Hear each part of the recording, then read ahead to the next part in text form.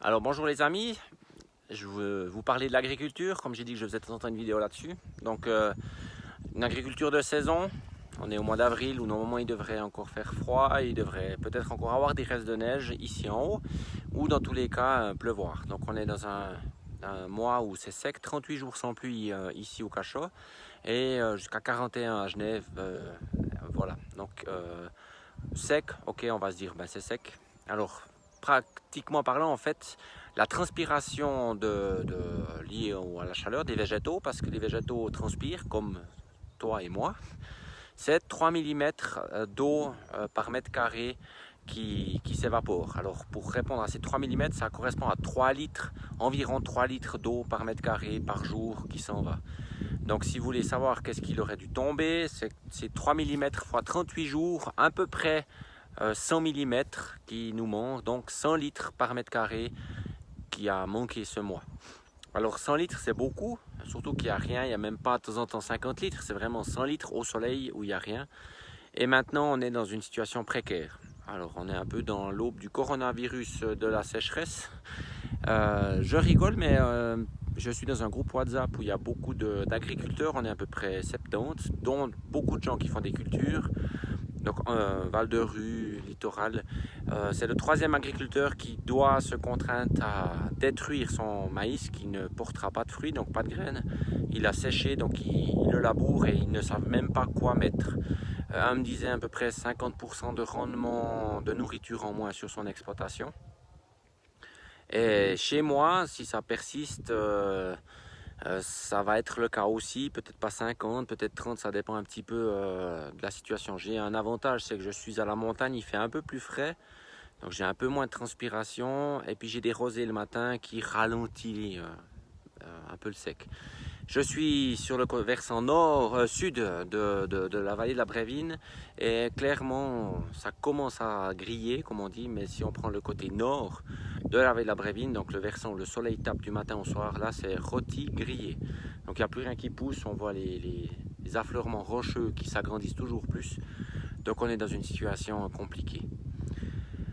Voilà, l'année passée, on a eu la même situation. Je m'encourage à demander à Dieu comment gérer ça parce qu'on ne sait pas ce que demain est fait. Hein. Je ne sais pas si dans une semaine il pleut, dans 3 semaines il pleut, ou est-ce que ça va rester sec jusqu'au mois de juin. Je ne sais pas. Et Dieu me montre des choses d'une manière très douce, dans le sens où j'entends pas très clairement. Et je dois un peu faire mes expériences. L'année passée, j'ai fait du maïs, le plus beau du canton à la Brévine, ce qu'on ne fait pas normalement. J'ai dû vendre 16 vaches pour arriver à passer le cap. Cette année, qu'est-ce qu'il faudra faire?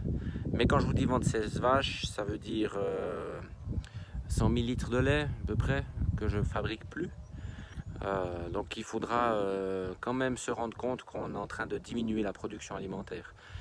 Ce matin, j'ai vu quelqu'un, il m'a dit ah mais on va prier pour toi et dit pour qu'il y ait de la pluie. Je lui ai répondu mais j'aimerais que vous priez pour vous parce que moi j'aurai toujours à manger hein. Sur ma surface, je pourrai toujours me nourrir ma famille, même s'il y aura moins. Mais vous, comment vous allez manger si ça perdure comme ça? Et dans la Bible, dans Luc, il est parlé de pandémie, mais il est aussi parlé de famine.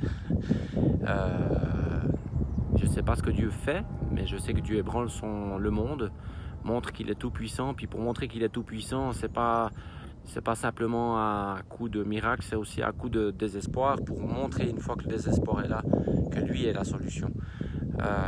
L'histoire de Job le montre aussi bien. Et je voulais vous encourager à se dire, mais Seigneur, qu'est-ce que tu nous demandes de faire? Qu'est-ce que tu nous demandes de vivre? Comment gérer ça? Et moi, je vous encourage quand même vraiment à recréer des jardins chez vous, dans vos mètres carrés de gazon. Euh, Même si c'est 15 carottes, si c'est 3 légumes, tous ces terrains qui sont plus utilisés à la nourriture, c'est plus l'agriculture qui arrivera à 100% vous nourrir. À un moment donné, on va avoir quand même une réelle famine et j'aimerais vous encourager à vraiment réapprendre à faire du jardin, réapprendre à cultiver, réapprendre à conserver. Et, et voilà, la charge sur les agriculteurs est élevée pour vous faire à manger et ça devient techniquement moins possible, voire plus possible. Par contre, je vois plein de jardins qui pourraient être remis en terre, remis en culture pour pouvoir vous nourrir. Alors voilà, c'était le mot du jour. Et bien sûr, on peut toujours prier pour que ça pleuve, je le souhaite, mais ça ne suffira pas si le chrétien montre l'exemple et avant donne des solutions pour les autres. Et une des solutions, je vous encourage, c'est vraiment refaites du jardin, recultiver, chacun dans son coin qui peut. Et si vous n'avez pas de coin, allez aider le voisin à cultiver son champ pour arriver à faire à manger. Voilà ma pensée du jour, alors à une toute prochaine.